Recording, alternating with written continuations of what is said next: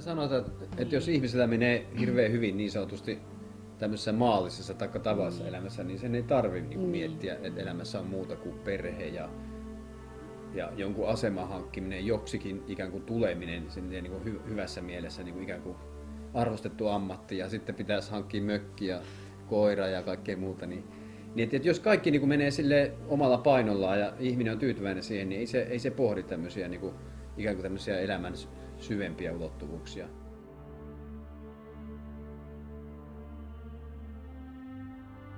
Tämmöinen normaali elämä niin kuin nukuttaa ihmiset semmoiseen niin kuin valveunen, että ne ei niin kuin tajua niin kuin kaivatakaan mitään muuta. Että hän sanoi, että meitä eletään, me emme elä, vaan meitä eletään.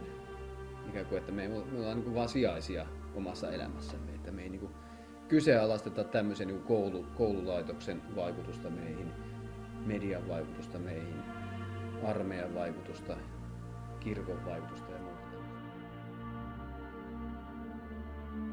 Mun mielestä kaikki on pyhää. Se idea on se, että miten sä teet niitä kaikkia pyhiä asioita, mitä maailmassa on. Jos sä oot bisnesmies, sä voit tehdä sitä pyhästi. Jos sä oot arkkitehti, sä voit rakentaa pyhästi. Ja kunnioittaa siitä niin kuin kaiken olemisen arvoa ja näkee siinä joitain muitakin arvoja kuin ne vaan ne ensimmäiset pinnalliset arvot, mitä siitä tulee mieleen. Et musta on niin kuin monta osaa, ikään kuin monta kehoa ja ne kehot poistuu musta vähitellen monessa vaiheessa. Ja tää fyysinen keho kuolee heti tai poistuu heti. Ja sitten mä uskon, että jokin keho musta jää jäljelle jonnekin henkimaailmaan, jonnekin ikuiseen, tai ikuisena jonnekin henkimaailmaan. Mutta siinä välissä näitä alempia kehoja tippuu pois ja jonkinlainen helvetti on mun mielestä olemassa, mutta se on väliaikainen helvetti, että siinä niinku ihmisen tämmöinen tunne ja ajatusluonto niinku kelaa sitä mennyttä elämäänsä ja katuu niitä huonoja tekoja.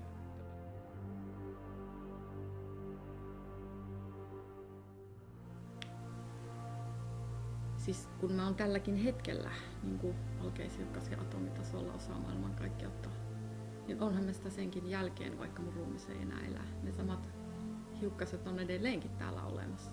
Se on minä. Mä en vaan pysty enää hallitsemaan sitä samalla lailla, enkä mä pysty pitämään sitä kasassa enää samalla lailla. Mutta mä edelleenkin olen sen jälkeen, kun tää mun ruumis ei enää toimi niin kuin nyt, niin edelleenkin se energia ja se, niin kuin fysiikassa opetetaan, energia ei häviä minnekään, se vaan muuttaa muotoa.